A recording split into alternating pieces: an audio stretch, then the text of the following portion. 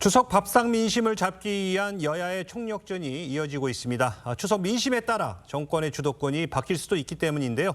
추석 민심의 화두가 되는 정치권 쟁점들 전문가분들과 하나씩 짚어보도록 하겠습니다. 윤기찬 국민의힘 법률위 부위원장, 송영훈 국민의힘 대변인, 김진욱 전 민주당 대변인, 성치훈 민주당 정책위부 의장 나오셨습니다. 안녕하세요. 안녕하세요. 첫 번째 주제 보겠습니다. 민족 최대 명절 한가위를 맞아 모처럼 한자리에 모여 아마 많은 이야기 나누실 텐데요. 그중에서도 이 의료 공백에 대한 걱정이 가장 큰 것 같습니다. 국민의힘에서는 전공의 협의회 등 의료계와의 물밑 접촉에 나서고 있는데요. 한동훈 대표의 목소리 직접 들어보시죠. 제가 의료계 주요 단체 분들과 직접 소통하고 있고요. 여러 가지 고민이 있으시지만 결정을 위해서 여러 가지 준비를 하고 계신 것으로 알고 있습니다. 저희는 계속 설득드릴 것이고 좋은 결정을 해서 이 상황을 해결하는 출발을 함께 할 수 있기를 저는 기대합니다. 자, 지금 들으신 것처럼 국민의힘 지도부는 추석 연휴에도 의료계와 물밑 대화를 이어가고 있고 또 오늘 이재명 대표는 진우 스님과 만나 종교계가 좀 나서주면 도움이 될 것 같다 이렇게 얘기를 했습니다. 자, 어떻게 해야 이 대화의 물꼬가 좀 트일 수 있을까요? 일단 두 가지가 좀 필요할 것 같습니다. 첫째로는 지금 전공의들에 대한 수사 있지 않습니까? 그 수사에 대해서는 좀 유연하게 하는 것이 필요합니다. 왜냐하면은 전공의들의 집단 사직이나 집단 행동 이런 것이 법적으로 아무런 문제가 되지 않기 때문에 수사를 하지 말자 이게 아닙니다. 그런데 대화를 하자고 하면서 이 한 테이블에 마주 앉자고 하기 위해서는 그 상황에서 동시에 창끝을 겨누는 상황이 돼서는 안 되지 않겠습니까? 그래서 지난주에 한동훈 대표도 이 전공의들에 대한 소환은 좀 유연하게 해달라 이런 것을 공개적으로 주문했던 것이고요. 그 다음에 두 번째로는 의제 제한이 없고 여야 의정 협의체에서 어떤 것이라도 합의가 되면 그것을 정부가 전적으로 수용하겠다는 조금 더 전향적이고 적극적인 자세 내지는 메시지가 필요할 것 같습니다. 2025학년도 의대 정원 증원을 이제 와서 되돌릴 수 없다는 것은 누구나 잘 알죠. 그러나 만약에 대화 테이블에서 그런 이야기가 의료계로부터 나왔다. 그러면 그 순간에 우리가 대화를 중단하고 나갈 수는 없는 것 아니겠습니까? 그러니까 의제는 뭐든지 제한 없이 열어두고 그리고 여야 의정이 만약에 합의가 된다면 합의된 사항은 다 받아들일 것이다 라고 하는 좀 열린 자세를 보이면은 의료계도 좀 더 전향적으로 대화에 나설 것이다. 저는 그렇게 예상해 봅니다. 민주당은 의료계와 합의점을 찾기 위해서는 대통령의 사과가 먼저라는 입장입니다. 들어보겠습니다. 대통령이 정책 실패를 인정하고 국민께 진심 어린 사과부터 하는 것이 우선입니다. 또 보건복지부 등 주무부처 장관과 차관의 경질과 문책도 반드시 뒤따라야 합니다. 명실상부한 의료계 대표의 참여가 없는 식물협의체 발족은 아무런 의미가 없습니다. 국민의힘은 무엇을 위한 협의체인지 다시 한번 돌아보기를 바랍니다. 자, 지금 보신 것처럼 민주당은 협의체 출범이 무산된 원인 바로 이 정부와 여당에게 있다 이렇게 보는 건가요? 일단 정부가 좀 전향적인 자세를 취해줘야 되는데 그렇게 나오고 있지 않다라는 게 가장 큰 문제죠. 특히나 지금 그 의료계가 요구하고 있는 여러 가지 조건들 중에서 대통령께서 어쨌든 이 의정 갈등을 7개월 동안 끌고 오면서 이것이 의료 대란으로 이어지고 지금 응급실 뺑뺑이 상황까지 이어지고 있는 이런 과정들에서 대통령이 좀 더 유연한 모습을 보여주지 못하는 부분에 대한 사과가 먼저 좀 필요한 거 아니냐 이런 모습이 필요한데 지금 그런 모습을 보여주고 있지 못하다는 것이 이제 가장 큰 문제고요. 오늘부터 이제 지금 많은 분들이 추석 그 귀성길을 가고 계시는데 많은 분들이 이렇게 얘기하십니다. 아프지 마라. 이번 추석에 아프면 정말 큰일 난다. 벌초도 조심해라. 또 그리고 고향길에도 가급적이면 오지 마라. 중간에서 사고 나면 갈 치료받을 병원이 없다. 이렇게 얘기하고 있는 이런 상황들 속에서 뭔가 정부가 더 적극적인 모습, 더 전향적인 모습을 보여주는 것이 필요한데 지금의 정부의 모습은 그런 모습은 아니다. 이런 면에서 볼 때 대통령도 충분한 말씀을 있으셨습니다만 어쨌든 이런 부분들에 대한 사과 이런 거 좀 시작하고 하면은 의료계가 더 적극적으로 참여할 수 있지 않을까 싶습니다. 알겠습니다. 자, 근데 처음에 그 의대생 증원했을 때 민주당도 찬성한 걸로 알고 있었거든요. 근데 어쨌든 지금에 와서는 모든 게 다 정부 탓이라는 이 민주당의 태도에 대해서는 어떻게 생각하십니까?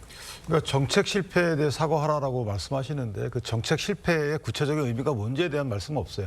그러면 이제 개혁을 아예 하지 말자는 건지 의사분들 얘기처럼 2025년도 증원안도 아예 취소하라는 소리인지 네. 명확히 본인들 입장을 해놓고 지금 본인들은 정치 공방에서 어떤 실익을 얻고 그러니까 국민이 사실은 지금 치료를 못 받고 있는 상황임에도 불구하고 저렇게 정치 공방할 입장이 아니잖아요. 그렇다면 저는 개인적으로 진성준 의장 같으면 의사분들께도 돌아와라. 일단 돌아와라.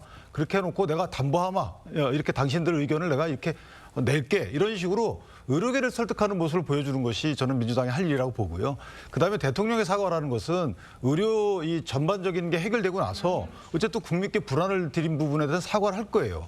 그러니까 유감 표명 분명할 겁니다. 그러나 의료개혁 자체에 대해서 정책 실패로 인정하는 것은 저는 그 있을 수 없다고 보는 거고 다만 이제 의료계 증원의 규모 이런 부분들을 협의체 협의한 이후에 정할 거 아니겠습니까? 그렇다면 그 이후에 예를 들어서 이 개혁을 추진함에 있어서 후속 대책을 조금 미비한 이 부분 왜냐하면 후속 대책을 완벽하게 할 수 없는 것이 이게 대체 불가 인력들이거든요 의사분들이 그러다 보니까 이 대체 불가 인력에 대한 후속 대책이라는 것은 완벽할 수가 없어요. 다만 정부 입장에서는 의사분들이 이렇게 오랫동안 안 들어올 줄 몰랐겠죠. 저도 그렇게 생각했어요. 어쨌든 이런 부분에 대해서는 대통령이 유감 표명을 할 필요가 있겠지만 네. 정책 실패에 대해 유감 표명하고 관련자들을 문책해라. 이 부분은요. 테이블 위에서 논의될 대상입니다. 장애 공방의 대상이 아닌 거고 협의체를 일단 가동하고 나서 그 안에서 서로 간에 뭐 민주당이 그렇게 요구하고 의사분들도 그렇게 요구하고 그 정부가 어떻게 수용할지 여부에 대해서 협의하는 과정 아니겠습니까? 그러니까 이건 다 협의회에서 풀어놓을 보따리다 이렇게 생각합니다. 그런데 당장 2025년 정원 조정 문제를 놓고 지금 수시 원서 접수까지 시작했는데 대통령실과 국민의힘 한동훈 대표 입장마저 엇갈리는 거 아니냐 이런 지적이 또 있어서 국민들이 어떻게 정부가 여권이 지금 이거를 하자는 거지 이런 시각을 갖고 계신 분들도 있는 것 같아요. 그렇죠. 그렇기 때문에 저희는 정책 실패라는 주장을 하고 있는 것인데요. 의대 증원에 반대하는 사람은 아무도 없습니다. 의사단체 말고는 다 찬성하고 있는 부분 아니겠습니까? 하지만 정부 정책이 아무리 선의를 갖고 있는 정책이라 하더라도 그 추진 과정에서 반발, 저항 그리고 뭔가 실제 예상하지 못한 일들이 벌어졌을 때 그 더 큰 책임을 갖고 있는 정부가 책임을 져야 되는 부분이고 그런 부분을 우리가 실책이라고 하는 것이거든요. 근데 지금 정부가 이것을 인정하지 않고 있고 지금 야당의 책임을 말씀하시는데 사실 의대 증원 문제는 이건 행정의 영역입니다. 입법의 영역이었다면 야당이 아주 큰 책임을 져야 되는 것인데 그렇기 때문에 의사단체에서도 야당보다는 한동훈 대표를 더 찾고 한동훈 대표를 더 많이 만나는 이유는 여당이기 때문에 대통령을 설득할 수 있다고 생각하기 때문에 행정의 영역인 정부의 영역에 정부의 목소리에 좀 영향을 미쳐달라 이걸 바꿔달라는 차원에서 한동훈 대표를 더 많이 만나주고 있는 것이거든요. 그렇기 때문에 지금 한동훈 대표가 말하고 있는 방향 저는 그게 맞다고 봅니다. 그렇기 때문에 야당에서도 정부의 정책에 대해서 실패를 인정하라 그리고 경질하라 이런 말은 사실 여당 대표가 하긴 불편한 말이거든요. 그렇기 때문에 저희는 야당이 할 수 있는 역할 지금 여야 의정 이 상황에서 사실 여야가 나중에 들어간 것이고 의정이 아주 큰 갈등을 겪고 있습니다. 여야는 이것을 어떻게 해결하기 위해 지금 투입이 된 것이고 여의 입장은 정을 설득하는 것이고 야의 입장은 정을 압박하는 것입니다. 그렇게 해서 정부의 입장을 바꾸는 것, 대통령의 입장을 바꾸는 것이 어쨌거나 이 의사단체 이 테이블로 앉히는 그 역할을 할 수 있는 것이기 때문에 그런 차원에서 지금 민주당이 제 역할을 하고 있다는 말씀을 드리고 싶습니다. 제가 이게 반박은 아니고 잠깐 보태면은 사실 예. 정부의 입장은 굉장히 곤혹스러운 부분이 없잖아 있어요. 그러니까 정부의 정책이라는 것은 행정을 총괄하기 때문에 사실 그 안에 한덕수 총리가 그렇게 얘기할 수밖에 없는 것이 예. 교육부 문제도 있는 거잖아요. 그러니까 그 대입 인원 정하는 문제도 있는 거죠. 그러니까 지금 한덕수 총리가 여기서 한 발 물러선 입장을 만약에 공개적으로 표하게 되면 이게 혼란스러우면 가중이 돼요. 그러니까 저 부분은 협의체에 들어가서 저는 한동훈 대표와 한덕수 총리 간의 의견이 불일치하는 부분은 자연스러운 부분이라고 봅니다. 그래야지만 협의가 되지 않겠어요? 근데 만약에 두 분이 의사가 일치하게 되면 협의체에서 그러니까 여당과 정부가 할 일이 없어요. 그리고 대통령이 한 발 물러서라고 말씀하시는데 지금 물렀으면 이게 협의가 되겠습니까? 그 대통령이 물러선다는 의미가 예를 들어서 의사분들이 안을 내면 돼요. 아 이렇게 1년에 400명씩 늘립시다. 1000명씩 늘립시다. 여기에 대해서 만약에 단일한 안과 정부 안이 다르다. 그러면 양측을 누군가 설득해가지고 물러설 수 있는 공간이 있는 거죠. 근데 지금은 물러선다는 게 의미가 아무런 의미가 없어요. 예를 들어서 뭐 개월 아예 하지 말자는 건가요? 그러니까 지금은 네 단체가 사실은 뭔가 다 안을 내고 그 안을 협상에 가서 하나 일치된 안으로 뽑아내는 과정이 필요하다. 그래서 협의체가 필요한 거죠. 자, 그런데 뭐 지금 현재 의사단체는 제로 베이스에서 다시 시작하자 이렇게 하기 때문에 지금 잘 이렇게 그 여야정 협의체 출범이 좀 불투명한데 추석 이후에는 좀 가능할까요? 가능하게 해야죠. 한동훈 대표가 지금 어제하고 오늘 공식 일정이 없습니다. 공식 일정이 없는데 이렇게 일정이 없을 때에도 계속 의료계 관계자를 만나거나 뭐 대화를 하거나 그렇게 하고 있는 걸로 저는 알고 있습니다. 그래서 예. 지금 계속 노력을 기울이고 있다는 말씀을 드리고요. 그다음에 의료계 내에서도 지금 물밑에서 약간 해빙의 움직임이 있습니다. 사실 국민의힘에서 뭐 공문을 보내고 설득을 하고 했을 때도 이 여야 의정 협의체에 참여를 하는 것을 굉장히 긍정적으로 검토했던 단체들이 있습니다. 예. 다만 이제 언론에 알려지고 하면서 조금 입장을 선회를 했는데 그런 해빙의 움직임이 있고 또 일주일 전에는 그 대한외과의학회 학술대회에서 일부 전공의들이 목소리를 내기도 했어요. 이쯤 되면은 의료계가 통일된 안을 가지고 정부와 대화를 해야 되는데 가만히 있는 것이 오히려 문제다라는 목소리가 나왔습니다. 그런 점에서 추석 이후라고 하더라도 계속 대화가 성사되도록 하기 위한 노력을 기울이면 저는 협의체가 출범할 가능성도 있다 그렇게 봅니다. 네, 한동훈 대표가 지금 취임한 지 2개월 정도 됐는데요. 의료계와 합의점을 찾는다면 반대로 뭐 합의점을 찾는데 좀 실패한다면 한 대표의 정치적 입지에는 어떤 영향을 줄 거라고 보십니까? 지금 한동훈 대표가 여당의 대표로서 나름의 역할을 하겠다라는 취지에 대해서는 적극 동감하고 또 그 부분에 대해서는 평가할 수 있을 것 같아요. 그런데 아쉽게도 지금 여당 대표지만 윤석열 대통령하고 워낙 큰 입장 차이를 보여주고 있다 보니까 여당 대표로서의 어떤 운신의 폭의 한계가 너무나 명확하게 지금 이 사안에서 보여지고 있는 게 아니냐. 이 상황을 잘 극복해낼 수 있다면 아마 한동훈 대표는 당내에서 상당한 입지를 굳힐 수 있을 것이다. 이렇게 보여지지만 불행스럽게도 이게 만약에 성과를 낼 수 없다면 지금 상황에서는 좀 제가 보기에는 굉장히 회의적인데 네. 아마 성과를 내기가 좀 어렵지 않을까. 대통령께서 힘을 좀 실어주셔야 되는 게 한동훈 대표한테도 좋고 또 이 정부가 지금 풀지 못하는 이 의정 갈등의 해법을 한동훈 대표를 통해서 일부라도 해소시킬 수 있을 텐데 지금 정부의 모습을 보면 그런 측면으로는 안 읽혀져요. 지금 한동훈 대표가 어쨌든 25학년도 의대 정원 증원 부분 지금 수시 모집도 끝났기 때문에 이 부분을 건들 수 없다는 걸 몰라서 이 부분까지를 의제를 놓고 얘기하자는 건 아닐 텐데 그럼에도 불구하고 정부의 입장에서는 이거는 절대 논의의 대상이 될 수 없다라고 너무 완강하게 하는 모습을 보인단 말이죠. 이런 부분들은 한동훈 대표가 쉽게 풀어낼 수 있는 부분은 아니다. 그런 측면에서 봤을 때 한동훈 대표가 이번 의정 갈등을 능동적으로 풀어내는 역할을 통해서 당내 지휘권이랄까요? 당내에서의 입지를 단단히 하기엔 좀 한계가 좀 보이는 게 아닌가 이런 평가를 해보고 싶습니다. 자, 한동훈 대표가 한계에 부딪힐 것이다 이렇게 예상하고 있는데 이에 대해서 뭐 하실 말씀 있으십니까? 그 의료 현안에 대해서요. 한동훈 대표하고 제가 개인적으로 의견 교환을 처음 해본 게 벌써 5주가 넘었습니다. 예. 그때 얘기를 들어보니까 한동훈 대표가 뭐 득실 계산하고 있지 않아요. 어떻게든 풀어야 된다는 생각만 하고 있고 국민의 생명과 안전이 걸린 문제 아니겠습니까? 그러면은 이런 현안 앞에서 어떤 사적인 감정을 앞세우거나 정치적인 주판화를 튕기는 사람이 있다면은 아마 그런 사람은 국민들로부터 냉정하게 외면받을 겁니다. 저는 한동훈 대표가 이 지점에서 사실은 어떻게든 현안을 풀어보려고 하는 그런 정치의 본질에 다가섰다는 점에서 긍정적으로 평가받을 수 있는 부분이 분명히 있다고 생각합니다. 그러니까 뭔가 내가 옳다는 것만 앞세우거나 혹은 장외에 빠져 있으면서 가끔씩 좋은 말만 하고 훈수만 두는 것도 가능합니다. 근데 그런 것은 사실 정치의 본질이 아니잖아요. 어렵고 경우에 따라서는 잘 안 되면 손해를 볼 수도 있습니다. 그럼에도 불구하고 회피하지 않고 현안을 풀어내려고 하는 그런 자세는 뭐 이르든 늦든 때에 따라서 국민들께 평가를 받고 나중에 응답을 받을 것이다. 저는 그렇게 생각합니다. 알겠습니다. 자, 그런데 이런 상황에서요, 이 지금 집단 행동에 동참하지 않고 이 환자를 돌보는 의사와 의대생의 리스트가 악의적인 의도로 공개되고 있다고 합니다. 이 사법당국이 엄정 대응을 예고했지만 이 보란 듯이 업데이트된 버전이 또 돌아다니고 있다고요? 뭐 일단 일부 의사들의 행동이라고 전제를 깔고 말씀을 드리면 지금 의사 집단이 아주 대단한 착각들을 하고 계신 것 같아요. 지금 국민들이나 지금 정치권에서 정부에 대한 압박, 정부에 대한 비판이 높아지니 마치 본인들의 손을 들어준 것처럼 착각들을 하고 계신 것 같은데 지금 국민들은 의사들의 책임도 결코 작지 않다고 생각하고 엄청난 큰 비판을 하고 계신 부분이거든요. 근데 지금 의사들은 우리는 그냥 의사 안 하겠다, 전문의 안 하겠다.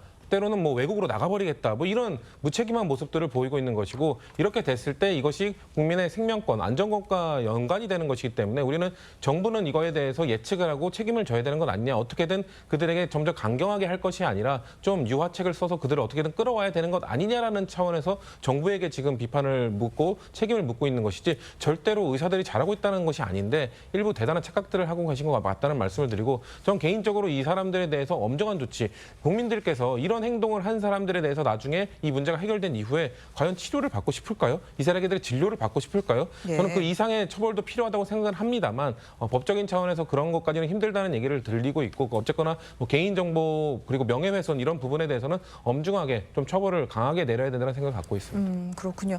한덕수 총리도 경고를 한 바 있고요. 경찰은 이 명단 공개 그리고 조리돌림에 대해서 엄정 조치하겠다라고 밝혔습니다.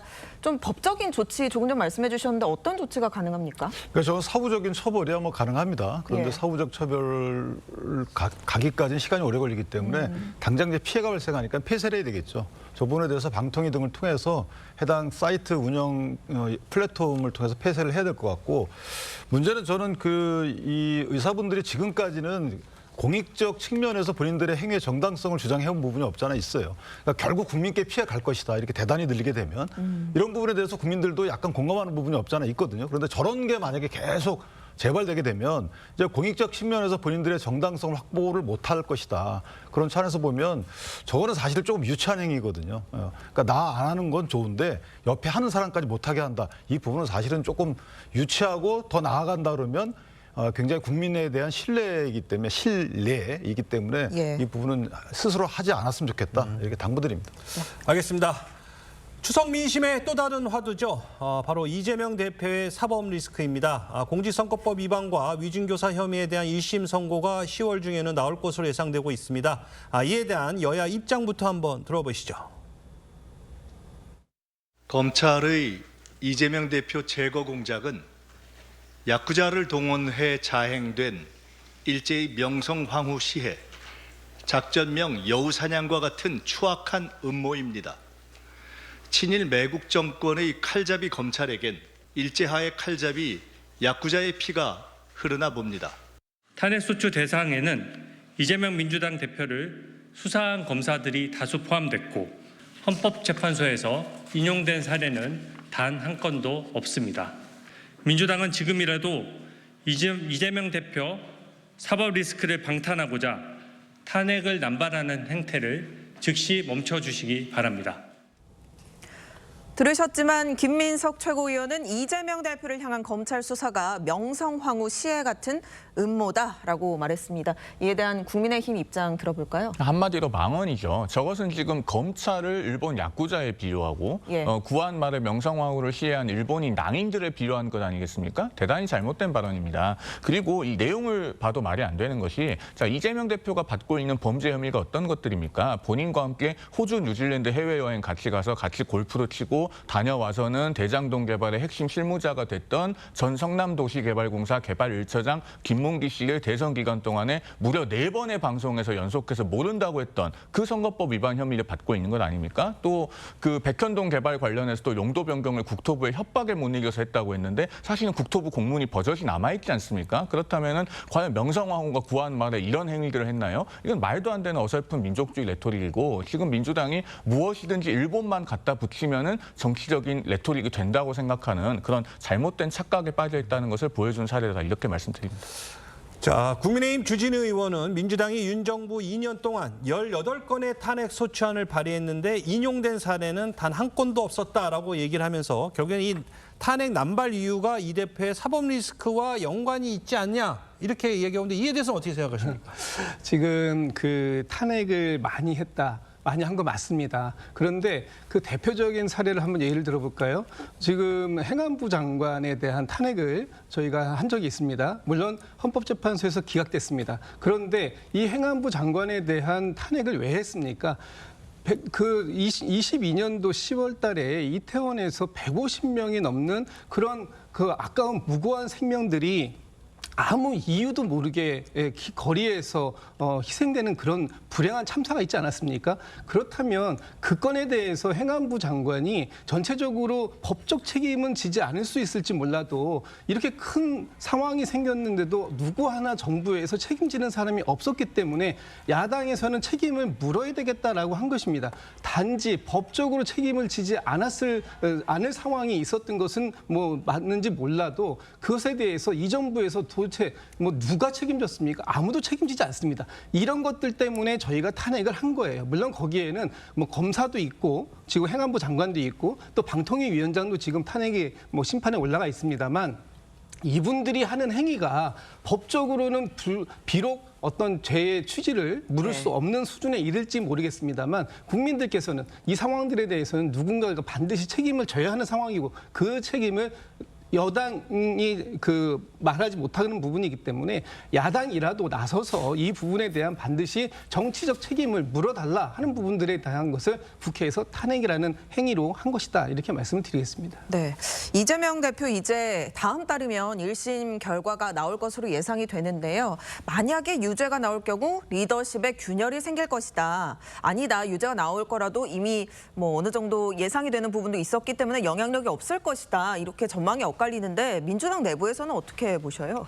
일단 지금 뭐 11월 초나 10월 말에 나올 것이 지금 2건 정도인데 네. 2건이 어떻게 나오느냐에 따라 또 다를 것 같아요. 하나는 유죄, 하나는 무죄가 나올 경우 이것 봐라, 하나가 무죄가 나온 걸로 봤을 때 검찰이 좀 과도하게 기소를 한 것 아니냐라는 비판에서 자유로울 수 없기 때문에 두 가지가 어떻게 나오냐 이것도 문제가 있을 것 같고 유죄가 나오더라도 금액이 어느 정도 나올 것인가, 형량이 어느 정도 나올 것인가, 의원직을 상실할 정도로 나오는가 아닌가가 또 큰 차이가 있기 때문에 네. 또 민주당 입장에서는 공직선거법 같은 경우는 이 434억 원 그 당시 보전받았던 비용과 또 연관되어 있지 않습니까? 또 어떤 것이 유죄로 나온 것도 중요할 것 같고요. 지금 당내에서는 1심 정도의 결과로 크게 흔들리진 않을 것이라는 예측들이 큽니다. 왜냐하면은 뭐 혹시나 유죄가 나온다 하더라도 분명히 바로 100% 항소를 할 것이고 네. 2심 대법원까지 끝까지 결과가 나와 봐야 그때서야 뭔가 이재명 대표의 거치나 이런 것들에 대한 문제들이 불거질 것이지 1심 판결만으로는 나오지 않을 것이다라는 게 당내에서도 중론인 것 같습니다. 알겠습니다. 그런 가운데 이재명 대표는 이번 추석 연휴에는요, 이 불교, 기독교, 천주교 등 이 종교계 지도자들을 잇따라 만난다고 합니다. 자, 이건 어떤 의미가 있다고 봐야 될까요? 이재명 대표의 최근 행보는 이제 본인의 대선 주자로서의 독보적인 위상, 이 부분을 흔들지 못하도록 하는 거죠. 그러니까 김종인 전 위원장을 만나서도 여러 가지 말씀을 하시는데, 그러나 이제 대선 주자로서의 흔들릴 수 없는 그 위상을 계속 유지하시려면 의사분들을 설득해서 모시고 오면 돼요. 그러니까 그거 하나면 저는 대선 주자로서의 타의 추종을 불허하는 위상을 확립하실 수 있을 것이다. 근데 지금 이 부분은 윤 대통령에 대한 탄핵 기반 조성을 위해서 모든 당의 모든 여력을 다 동원하고 있잖아요. 제가 보기엔 그렇습니다. 그리고 당내에 기타 지난 총선 때 공천 등을 통해서 반대파들은 거의 다 제가 볼 때는 반숙천을 했어요. 이런 상황이기 때문에 남은 거는 이제 사법 리스크입니다. 근데 사법 리스크가 왜 크냐면 거기서 불거지는 피선거권이 없어지는 부분이에요. 이 부분이 최종 확정되지 않는다 하더라도 당원이나 당내의 반대파, 잠재적인 반대파 입장에서 보면 이재명 대표로서는 다음 정권 창출이 어렵다. 그럼 급속히 와야 되는 거죠. 이거에 대해서 이제 본인이 그 당내 방탄용으로 지도자분들을 만나고 남들도 다 나를 이렇게 인정한다. 이런 측면에서 보면 대선 주자로서의 위상을 국민께 호소하는 것이 아니고 당내 본인 방탄용으로 활용하고자 한다. 저는 그렇게 해석합니다. 사법 리스크를 안고 있는 또 한 사람, 바로 문재인 전 대통령인데요. 민주당에서는 검찰이 무도한 수사를 하고 있다고 직격했습니다. 직접 들어보시죠. 문재인 전 대통령과 이재명 대표에 대한 행패에 가까울 정도의 정치 탄압과 그리고 가족에 대한 과도한 행패가 무도한 수사로 이루어지고 있습니다. 무차별적인 통신 사찰 등 검찰의 정치 개입과 야당 탄압이 어렵게 이룩한 민주주의를 무너뜨리고 있습니다. 검찰의 정치 탄압으로부터 국민을 지키고 민주주의를 지키고 민주당을 지켜내겠습니다. 네, 문재인 전 대통령이 어제 SNS를 통해 추석 인사를 보냈습니다. 모두 아프지 말고 무사무탈하길 기원한다 라는 메시지를 담았는데 아무래도 의료 공백을 떠올릴 수밖에 없는 멘트인 것 같은데요. 그러니까 의료 현안에 관한 상황을 꼬집는 의도가 담긴 걸로 보이는데 다만 저런 SNS 메시지에서 어떤 전직 대통령다운 그러니까 국가 원로다운 태도나 자세는 전혀 보이지 않죠. 제가 아까도 말씀드렸지만 정치의 본질이 뭡니까? 문제를 해결하는 거예요. 뒤에 빠져 있으면서 가끔씩 훈수 놔두고 좋은 말이나 하는 것은 정치의 본질이 아닙니다. 더더군다나 국가 원로라고 할 수 있는 전직 대통령에게 요구되는 태도는 아닙니다. 이 상황에서 전직 대통령이 뭔가 메시지를 낸다면 의료계도 대승적으로 대화의 테이블로 빨리 나오라고 촉구하고 호소하고 설득하는 것이 돼야 돼요. 그런 건 없고 여전히 국내 정쟁에 매몰돼서 한쪽에 편을 드는 듯한 그렇게 상황을 꼬집는 멘트를 하고 있는 것은 참 아쉽고 그 미국의 지미 카터 대통령도 현직에 있을 때 실패한 대통령으로 평가를 받았습니다. 4년 만에 정권을 내놨잖아요. 문재인 대통령도 5년 만에 정권을 교체당했죠. 그런데 지미 카터는 어떻게 했습니까? 퇴임 후에 정파를 초월해서 헤비타트 운동하고 국제 평화를 위해 노력을 해서 미국인들로부터 사랑받는 전직 대통령이 됐어요. 문재인 전 대통령도 그런 길을 갈 수 있는데 점점 반대로만 가고 있어서 아쉬운 마음이 매우 큽니다. 알겠습니다. 자, 문 전 대통령 SNS를 통해 상징적인 사진을 올리기도 하고 또 책방에서 행사도 열면서 존재감을 드러내고 있습니다. 문 전 대통령은 퇴임 후 잊혀지고 싶다라고 했는데 실제 행보와는 좀 다소 거리가 있습니다. 이렇게 적극적인 행보를 나서는 거 어떻게 보면 친문 결집을 노린다. 그렇게 봐도 될까요? 지금 그 퇴임한 전직 대통령이 친문의 결집을 시켜가지고 뭘 하시겠습니까? 지금 전직 대통령의 일상에 대해서 국민 여러분들께서 많은 관심을 가져주시는 건 아마도 그만큼 전직 대통령이 나름의 역할을 해주시기를 기대하는 게 아닐까라는 생각도 들고요. 좀 전에 우리 송 대변인께서 말씀 주신 걸 제가 간단하게만 좀 말씀을 좀 한번 덧붙이면 전직 대통령이 추석 연휴에 그 덕담을 내는 것이 맞죠. 또 지금 내용들 보면 대체적으로 다 덕담입니다. 그중에 무탈해라, 아프지 말라 이런 말씀을 하시는 게 이거를 현 정부에 대해서 비판하는 것이다. 이렇게만 받아들이신다면 정부가 더 열심히 해야 되는 것이죠. 지금 정부가 잘하고 있으면 이런 그 비판의 얘기가 나오겠습니까? 이걸 비판으로 받아들인다라는 것은 그만큼 현 정부가 잘못하고 있다라는 것에 대한 방증 아니겠습니까? 그렇다면 지금의 이 전직 대통령이 이렇게 왜 자꾸 잊혀지기를 원하는 대통령이 전면에 나서기를 바라고 있느냐 이런 걸 얘기할 것이 아니라 잊혀지기를 바라는 전직 대통령까지 오죽하면 이런 메시지를 낼 수밖에 없는가 하는 그런 측면으로 저는 이해가 되고요. 지금 중요한 것은 전 대통령께서 어떤 사법 리스크가 가지고 있다. 이 부분에 대해서 본인이 적극적으로 변호하기 위해서 사진도 올리고 모두 SNS에 메시지를 내는 것이다. 이렇게 비판할 것이 아니고 전직 대통령에게까지 이렇게 모니터링식 수사하고 별건 수사하면서 굳이 이 전 정권에 대해서 사법 리스크를 씌우겠다라고 하는 그런 부분들에 대한 정치적 탄압 이런 부분들을 이제는 그만두고 사회 통합을 이루어내야 될 시점이 아닌가 저는 이렇게 생각합니다. 네, 지금 검찰 수사 말씀하셨는데 검찰이 문 전 대통령 전사위 서모 씨 채용 특혜 의혹과 관련해서 문 전 대통령을 피의자로 적시했습니다. 이 서 씨가 항공사로부터 받은 급여 그리고 이주비 등이 문 전 대통령이 받은 뇌물이다라는 게 검찰 시각인데 앞으로 이 수사는 어떤 방향으로 좀 흘러갈 거라고 보시는지요? 그 전에 사실은 이제 전 대통령, 문재인 전 대통령에 대한 수사 이거는 이 고발 고소가 전 정부에 시작이 된 거예요. 그러니까 퇴임한 이후에 수사가 시작된 게 아니고 그런 부분이 하나 있는 거고 이재명 대표의 경우에도 대표로 취임하시기 이전에 다 이루어졌던 수사예요. 대북 송금 하나 빼놓고는. 그러니까 이게 대표로 됐다고 해서 대표가 있는 민주당에 대한 박해는 아닌 거고. 그러니까 서모 씨의 경우에는 사실은 지난번 많은 보도가 됐지만 이분이 게임 업체에 취업할 당시에 사실 복사해 오거나 띄우거나 하는 230만 원 월급을 받고 그런 행동을 그런 직무에 종사했어요. 그런데 그 이후에 타이 이스타젯에 가서는 전무직함을 갖고 상당한 급여를 받죠. 주거비 보전까지 받습니다. 이 금액이 토탈해가지고 2억 3천만 원 된다는 겁니다. 그러니까 본인이 사실은 거기에 취업할 수 있는 역량이 안 됨에도 불구하고 그런 취업을 한 이면에는 문재인 대통령이 이상직 전 의원에 대해서 중진공 이사장에 임명한 것과 대가관계 있지 않느냐 이런 이제 의혹을 갖는 거고요. 만약에 이런 의혹이 있다 그러면 사실은 이제 서모 씨 측이나 윤건영 의원 측에서 서모 씨가 이런 능력이 있다, 이런 경력이 있다. 그래서 이 정도의 급여를 받기에 충분한 능력이 된다라고 해명을 하면 될 텐데 그런 해명도 아직까지 없잖아요. 그럼 하여튼 뭔가 불균형이 이루어지는 거고 거기에 있어서 문재인 전 대통령의 이상직 전 의원 중진공 이사장 임명 과정에서 보면 검증을 또 한 명만 했어요. 이상직 의원만. 그러니까 뭔가 이상하지 않습니까? 3명을 다 검증해야 됨에도 불구하고 이런 절차상, 그다음에 결과상, 논리상 문제가 있기 때문에 검찰이 수사하는 거고 여기에 대해서 충분한 해명이 없으면 저는 임종석 전 비서실장 나와서 진술 거부했죠. 조국 전 민정수석 진술 거부하셨어요. 사실상. 그다음에 청와대 행정관 나와서 증언 거부했습니다. 그럼 누굴 수사해야 되죠? 이제는 문재인 전 대통령과 문다희 씨를 수사할 수밖에 없는 거예요. 만약 그분들이 나와가지고 내가 중간에 이런 업무를 했는데 아무 문제 없다라고 진술했으면 문재인 전 대통령까지 불러서 수사를 할 이유가 없죠. 그런데 지금 그렇게도 안 하고 계시잖아요. 그럼 검찰에서 어떻게 해야 되죠? 지금 이제부터는 문재인 전 대통령을 수사할 수밖에 없는 입장에 검찰이 내몰렸다. 저는 그렇게 봅니다. 알겠습니다. 자, 민주당은 전 정권 정치 탄압 대책위원회를 또 발족했습니다. 문 전 대통령에 대한 법 적용에 따라 어떻게 대응할 것으로 전망하시고 또 이 친명과 친문이 이번 상황을 계기로 좀 더 이렇게 결집할 수 있는 계기가 될 수 있다고 보십니까? 어느 정도의 긍정적 효과는 있을 것으로 보여지지만 화학적 결합, 큰 결집 이렇게까지 보여지지는 않고요. 또 그 결집을 목적으로 해서 이번에 탄압 대책위원회를 꾸렸다고 보지는 않습니다. 네. 보통 이런 거에 대해서 과거에 김종숙 여사에 대한 그 순방 공격이 있을 때는 대응을 하지 않다가 왜 이제 와서 대응을 하느냐 이런 이야기들을 하는데 그 당시에는 이 사정기관 검찰의 칼날이 문재인 전 대통령을 직접적으로 겨냥하고 있지는 않았거든요.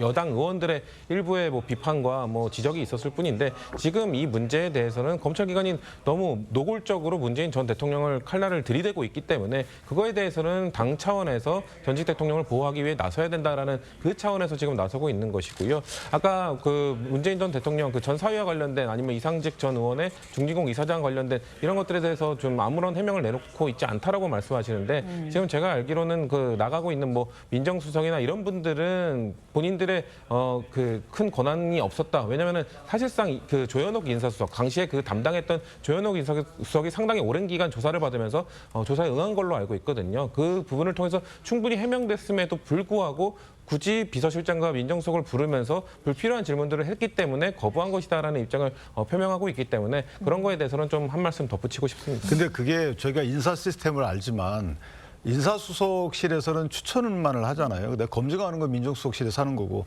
그다음에 비서실장이 인사위원회 위원장이에요. 그럼 이분들이 어떤 말씀들을 다 해주셔야지. 그럼 그렇게 말했음에도 불구하고 문재인 전 대통령을 왜 불러서 조사하느냐 이런 그 반박은 가능해요. 근데 그분들 나와서 사실상 진술거부를 다 하셔놓고 추천만 하신 분이 그 이후에 진행상을 모르시잖아요.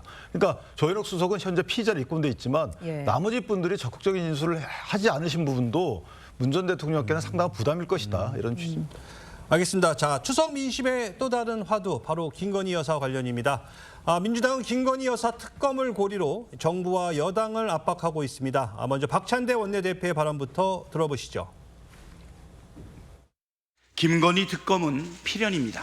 김건희 여사의 혐의는 손모 씨와는 비할 바 없이 엄중합니다. 한마디로 급이 다릅니다. 김건희 여사는 단순히 계좌만 빌려준 것이 아니라 직접 주가 조작에 깊숙이 개입한 정황과 진술이 여러 차례 나왔습니다. 이제 어떤 핑계를 대도 더 이상 빠져나갈 구멍이 없습니다. 김건희 특검은 피할 수 없는 필연입니다. 네, 민주당은 특검은 필연이다. 김건희 여사 혐의가 엄중하다라는 입장입니다. 연휴가 끝나면 또 추진을 할 텐데 국민의힘은 어떻게 대응할 계획이신지요? 일단 이 김건희 여사와 관련된 사안은 시스템에 따라서 법과 원칙에 따라서 처리가 되어야 될 문제입니다. 다만 민주당이 얘기하는 것처럼 특검이 꼭 필요한가라고 하면은 그것은 의문입니다. 왜냐하면은 이 도이치모터스 사건은 이번에 항소심에서 그 유죄 판결이 나온 방조범으로 유죄 판결이 나온 손모 씨 외에도 한 80여 명의 전주가 존재하는데 그 전주나 계좌주들이 그러면은 전부 다 특검을 받아야 된다는 얘기가 되거든요. 이것은 좀 사리에 맞지 않는 측면이 있는 것 같고 다만 김건희 여사의 유무죄 여부나 혐의 인정 여부와는 별개로 이것은 김건희 여사에 대해서 대통령 배우자라도 엄정하게 수사해야 된다라고 하는 어떤 언명이나 적절한 제스처가 저는 필요하다고 생각합니다. 왜냐하면은 자 조국 사태라든가 또는 김정숙 여사가 대통령 전용기를 타고 인도 타지마할에 가든가 가거나 이런 문재인 정부의 5년간을 보면서 국민들은 문재인 정부의 내로남불에 질려서 윤석열 대통령을 선택했습니다. 그러면은 그 민의에 응답하는 것이 윤석열 정부가 가져야 할 저는 도리라고 생각하거든요. 그 부분에 대해서 만약 국민들께서 미흡하다고 생각하시다면 국민들께서 다시 충분하다고 생각하실 수 있을 정도의 어떤 태도나 뭐 언급이 필요하지 않은가 저는 개인적으로 그런 생각을 가지고 있습니다. 알겠습니다. 도이치모터스 주가 조작 사건과 관련해 검찰의 고심도 깊어지고 있습니다. 국민의힘에서는 김건희 여사를 또 엄호하는 목소리도 나오고 있습니다. 들어보시죠. 처벌됐다 그래가지고 예. 김건희 여사까지도 당연히 뭐 처벌될 대상이다 이렇게 보는 거는 좀 무리가 있지 않나. 예. 지금 사실관계가 다 나와서 법적인 판단만 남은 상태에서 특검을 하느냐가 과연 옳겠냐. 김건희 여사와 비슷한 역할을 한 것으로 알려진 전주 손모 씨가 1심과 달리 2심에서는 유죄를 선고받았습니다. 자, 이거 어떤 의미가 있다고 보는 건가요? 지금 이제 방조 혐의에 대해서 1심에서는 방조 혐의가 아니었어요. 예. 그건 이제 공동 정범인데 그건 이제 무죄가 났었고 그 부분을 2심에서 검찰이 손 씨에 대해서 방조 혐의로 그 기소를 다시 한 것입니다. 그 부분에 대해서 유죄가 났는데 지금 김건희 여사에 대한 계좌가 1심에서도 그렇고 2심 재판부도 3개가 김건희 여사의 계좌가 활용됐다라는 것을 인정했어요. 그렇기 때문에 이 부분에 대해서 김건희 여사도 적극적인 행위를 했는지 안 했는지 모르겠습니다만 손 씨처럼 어떤 이 계좌에 대해서 방조했던 혐의가 있는 거 아니냐 이런 부분이 있는 것이고요. 심지어 손 씨 같은 경우에는 이 방조 혐의를 받았음에도 불구하고 1억 원의 그 손실을 받았습니다. 그런데 김건희 여사와 김건희 여사의 그 모친이신 최은순 씨 같은 경우에는 두 분이 합쳐가지고 23억 원의 이익을 냈다. 이것도 지금 이 재판 결과에 다 들어있는 내용이에요. 그렇기 때문에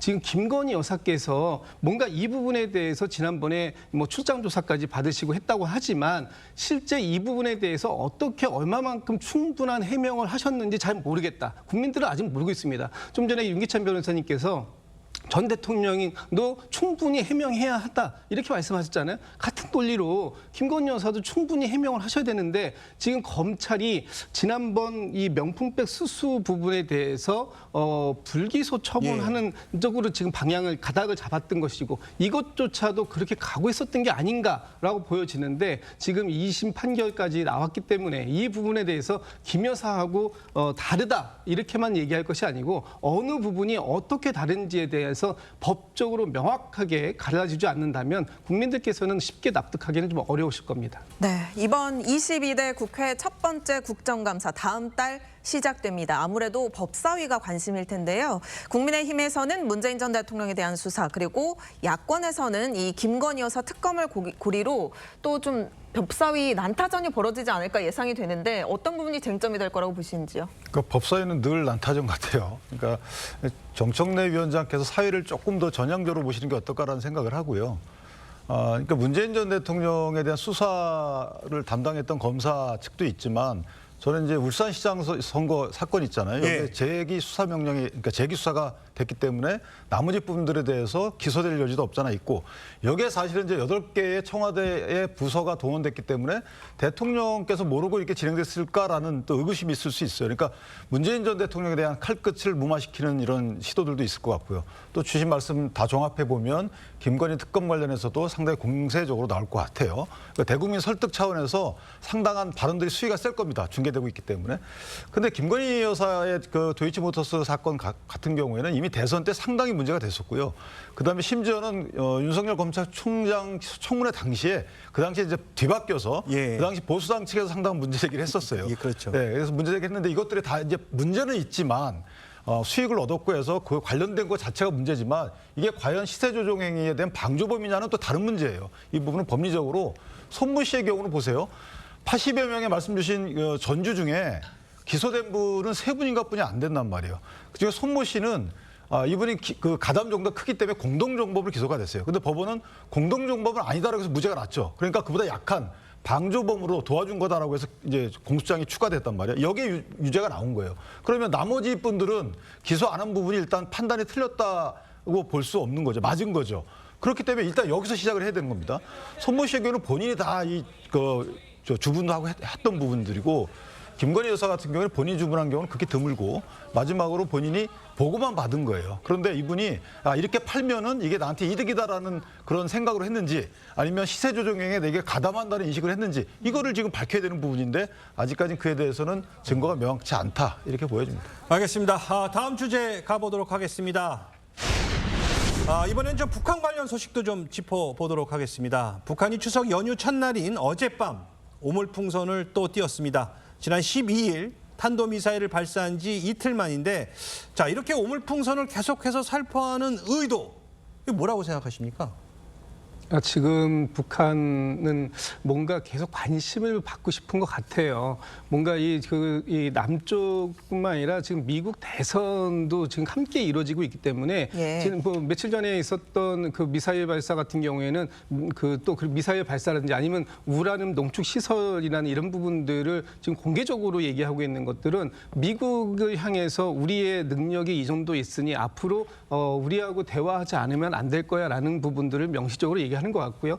오물풍선 같은 경우에는 지금 남측이 우리 정부가 사실 저 부분에 대해서 어떤 뾰족한 대응책이 없다라는 걸 이제 알아버렸어요. 북한도. 그렇기 때문에 앞으로는 저런 상황들이 더 심심치 않게 보낼 겁니다. 왜냐하면 저걸 보냄으로써 이 남측의 이 주민들이 굉장히 불안감을 많이 가질 수밖에 없고 또 재산상의 피해도 사실 상당히 발생을 하고 있어요. 그렇습니다. 그런 부분들에 대해서 아마 정부는 뭘 하고 있느냐 하는 부분들을 탓할 소위 수밖에 말하는 남남 갈등을 유발하기 위해서. 그렇기 때문에 뭐 북쪽 입장에서는 두 가지 다 요구하는 겁니다. 앞으로 계속해서 남남 갈등을 더 부추길 수도 있고요. 또 한편으로 보면 이 부분을 해결할 수 있는 근본적인 방법은 대북의 북쪽으로 보내는 어떤 우리 선전물들 이런 부분들에 대해서 정부가 적극적으로 개입을 해주라. 만약에 개입하지 않을 경우에는 우리는 100배 더 많이 보내겠다, 오물을 보내겠다 이런 얘기를 지금 노골적으로 하고 있는 상황입니다. 그렇기 때문에 정부가 어느 정도에 대해서는 이 확성기 정도로만 이 부분을 해결할 수 있다고 생각되지는 않아요. 그렇다고 하더라도 지금 북쪽이 끔찍도 않고 지금 뭐 10번에 가까운 정도로 지금 계속 보내오고 있기 때문에 근본적인 대응책에 대한 마련이 정부가 지금 고민해야 될 그런 상황이 아닌가 싶습니다. 네, 북한은 이 접경지대에서 확성기를 이용해서 소음 도발도 하고 있는데요. 말씀하신 우리 민간단체 대북전단에 대해서 정부는 표현의 자유이기 때문에 제한하지 않겠다라고 했는데 지금 이렇게 양측 갈등이 극한 상황으로 치닫는 상황에서 우리 정부가 좀 어떤 대응을 해야 된다고 보시는지요?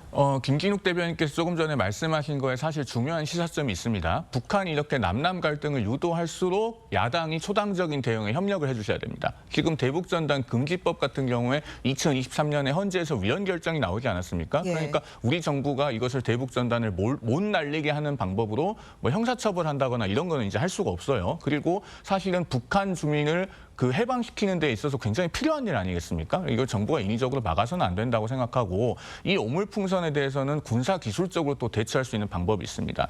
우리 군에서 올해 7월에 발표한 게 있는데요. 고온 레이저로 한 3km 밖에서 이 풍선을 격추하는 게 가능하다고 합니다. 올해 연말부터 이제 군이 실전에 배치를 한다고 하는데요. 그렇게 군사 기술적인 대처가 가능해지면 사실 우리가 이런 북한의 오물풍선에 계속 휘둘리기만 해야 될 필요도 없다고 생각합니다. 그러면은 야당에서도 이 대북전단 같은 문제에 있어서 초당적으로 북한 민주화에 동참하는 방향으로 협력하는 것이 필요하다. 저는 오히려 그렇게 생각합니다. 알겠습니다. 북한이 우라늄 농축 시설을 공개하자 국민의힘은 민주당 정권의 산물이라고 목소리를 높였습니다. 함께 들어보시죠. 민주당 정권이 북한의 핵 개발을 용인하고 진실을 호도해가며 사실상 지원했다고 보아도 무방합니다. 그런데도 민주당은 자신들의 실패한 대북 정책에 대한 반성이나 사과 한마디 없이 오로지 현 정부의 대북 정책을 비난하는 데만 열을 올리고 있습니다. 들으신 것처럼 북한이 핵무기를 고도화할 수 있었던 건 민주당이 집권할 때마다 잘못된 대북 정책을 펼쳤기 때문이다. 이렇게 주장하고 있습니다. 이 부분에 대해서는 어떻게 생각하십니까? 여기 뭐 구체적 근거가 있나요? 그러니까 민주당이 북한과 대화를 하기 위한 정책을 추진했던 건 맞습니다만 우리가 북한과 대화하면서 핵을 인정해 준다든가 항상 우리가 민주당도 똑같습니다. 한반도 비핵화를 위해서 북한과 대화하겠다는 목적은 같았으나 그 방법과 수단에 있어서 차이점을 보였을 뿐인데 그에 대해서 북한이 이렇게 핵무기를 결국 만들어내고 사실상 미국 한국에서도 지금 대선 과정에서 사실상 북한의 비핵화 관련된 한반도 비핵화 관련된 이야기들 빼고 있는 이런 현실에 대해서 무조건 이것이 민주당 정부가 대북 지원을 해주고 뭔가 잘못된 대북 정책을 펼쳤기 때문이다라고 주장하는 것은 과연 설득력이 있을까? 그렇다면 지금 윤석열 정권은 들어서 보수 정권 들어서 대북 정책을 잘하고 있다고 국민들이 느끼는가? 오히려 국민들의 불안감은 더 키우고 있는 상황 아닙니까? 그렇기 때문에 만약에 이런 얘기들 과거부터 있었죠. 민주당이 펼쳤던 대북 인도적 지원들이 사실상 북한 주민들에게 제대로 가지 못하고 일부가 많이 그런 핵 개발이나 이런 하는 그런 자원으로 쓰였다 이런 주장들을 많이 하는데 그러지 않았다면 사실 북한 인권 주장하는 거는 보수 진영 아닙니까? 북한 인도적 지원을 통해서 북한의 주민들, 굶고 있는 주민들을 위한 지원을 하는 건 저는 타당한 지원이었다고 생각을 하고 만약에 그걸 하지 않았다면 어떻게든 북한 인민들을 더 짜내서 어떻게든 핵 개발을 왜냐하면 그들의 체제와 생존과 연관된 것이라고 그들은 판단하고 있기 때문에 민주당이 굳이 인도적 지원이나 대북 정책을 유화 정책을 펼치지 않았더라도 그들은 이 핵무기를 어떻게든 만들어냈을 것이라는 말씀을 드리고 철진한 종북 이론과 다를 바 없는 주장을 하고 계신 것이다라는 말씀드리고 싶습니다. 네, 어제 한동훈 대표가 가장 먼저 반응을 보였는데요. 대북 대중 굴종 외교가 만들어낸 현실이다 이러면서 민주당은 북한 얘기만 나오면 아주 과묵해진다 이런 지적까지 어제 또 했더라고요. 그러니까 현재 그 북한이 핵 무장을 한 것이 민주당 때문이다 이렇게 보기는 어렵지만 문제는 분명히 있어요. 지금 김대중 대통령 이후로 북한의 핵 무장 의지가 없다. 그다음에 핵 무장이 사실상 한 뒤에는 그 비핵화의 의지가 강하다 이렇게 말씀들을 하셨잖아요. 예. 근데 트럼프 대통령이 2019년도에 사실 영변 핵 시설을 없애는 조건으로 만약에 제재 해제를 했으면 어떻게 됐을까요? 그리고 우라늄 농축 시설이 저희가 파악할 수 없는 부분이 많이 있잖아요. 저것은 그나마 보여줬으니까 저희가 알 수 있는 거고 예. 어디라고 추정만 할 뿐이지 우라늄 농축 시설은 사실 규모가 작기 때문에 어디 산속 어딘가에도 많이 있단 말이죠. 이런 것들에 대해서 저희가 비핵화를 끌어내지 못한 결과가 초래되고 대북 제재만 해제했을 거 아니겠습니까? 자, 이런 부분에 대한 한동훈 대표가 비판을 한 거죠. 이러니까 대북 정책 기조를 민주당 시절에 잘못된 걸 인정해라. 그럼 앞으로는 대북 정책 기조가 비핵화를 만약에 목표로 한다면 민주당이 그럼 거기에 걸맞는 그러니까 북한의 실상과 걸맞는 대북 정책 기조를 세워야 된다. 이런 취지의 비판이기 때문에 저는 민주당도 기울여야 된다 이렇게 생각합니다. 알겠습니다. 한동훈 대표는 또 이 국정원의 대공수사권을 폐지한 것은 이 간첩 수사 자체를 포기한 것이다 이러면서 강도 높게 비판했습니다. 자, 그러자 민주당은 전 정권 탓하기다. 이슈 키우기다, 시선 돌리기다, 이렇게 지금 반박하고 있습니다. 지금 이제 그 한동훈 대표께서 급하신 것 같아요. 지금 뭔가 좀 잘못되는 부분들에 대해서 지금 정부가 지금 대통령의 지지율도 떨어지고 그 한동훈 대표가 추진하고자 하는 여야 의정 협의체라든지 이런 부분들에 대한 성과가 없으니까 그 과거 그 민주당 정부 시절에 했었던 어떤 대북 정책이라든지 아니면은 지금 간첩 그 수사라든지 이런 부분을 말씀하시는데 지금 간첩 수사가 안 되고 있는 거는 이 국정원의 수사권을 경찰에게 줬기 때문이 아니라 국정원이 본인들이 가지고 있었던 그 노하우라든지 수사 이런 기법들을 경찰한테 이관시켜주지 않는 부분도 있는 겁니다. 예. 경찰이 수사하고 국정원하고 협력해서 할 수 있는 부분이 있으면 할 수 있는 거 아닙니까? 그런데 손 놓고 있는 것이 있다면 그 제대로 수사가 안 되고 있다면 지금의 현재 그 정부가 출범한 지 2년이 넘었는데 예. 그 2년 동안 지금 뭐 하고 있습니까? 부처 간의 이견을 조율할 수 있는 시간적 여유가 있었음에도 불구하고 그런 부분들을 조율해내지 못한 측면은 이 정부에 책임이 있는 거 아닙니까? 아니 왜 이렇게 전 정권 탓만 합니까? 전 정부가 그럼 다 책임져지면 그러면 탓을 하면 지금 현재 발생되고 있는 문제가 없어집니까? 그렇지 않지 않습니까? 현 정부에 문제가 있다면 문제를 극복하기 위한 대안을 제시하는 것이 집권 여당의 대표의 자세다. 저는 이런 말씀 드리고 싶습니다.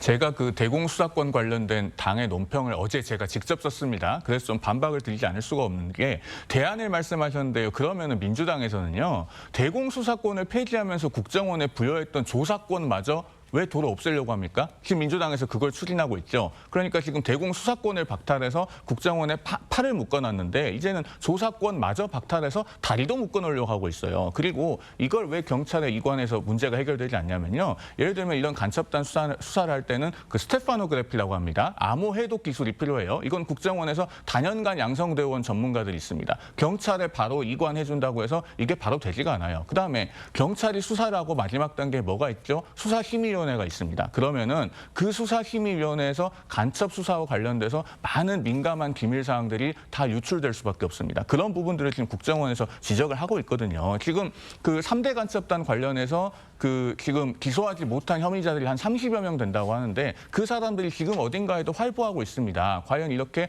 국가정보기관이 간첩 수사도 못한 나라가 정상적인 나라인가 되묻지 않을 수가 없습니다. 이 부분에 대해서 이제 제가 짧게 한번 반박 드릴게요. 지금 당연히 간첩 색출해야 됩니다. 찾아내서 처벌해야 되는 게 맞죠.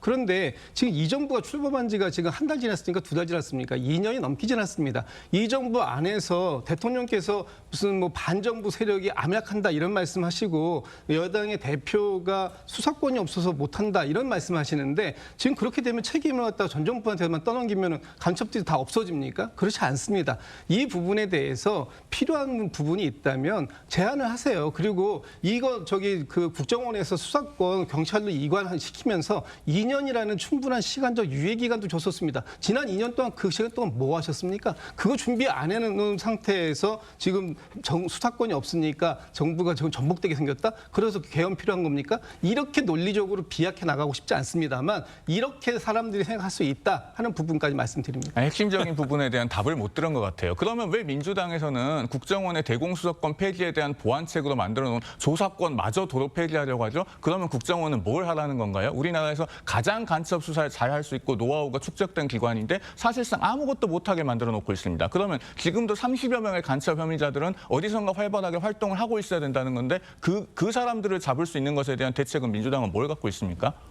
민주당에서 지금 수사권 외에 조사권에 대한 부분을 말씀 주셨는데 조사권에 대해서는 지금 그 국정원이 어떤 상태에 있는 상황인지 제가 뭐 확인을 당해서 이 부분에서 논의가 진행되고 있는 상황을 정확하게 모르기 때문에 뭐 추후에 확인해서 말씀드린다면 말씀드리고요. 국정원이 그 지금 상황에서 국내 정치에 개입하려고 하는 부분들 빼고 정상적인 이 대공 수사를 한다고 한다면 그 부분에 대해서는 저는 개인적으로 그 부분에 대한 그 조사권은 인정해줘야 할 필요가 있다고 생각합니다. 알겠습니다. 이 간첩 때문에 아주 시끄러웠는데 간첩 신고는 112입니다. 자, 지금까지 정치권 쟁점 짚어봤습니다. 감사합니다.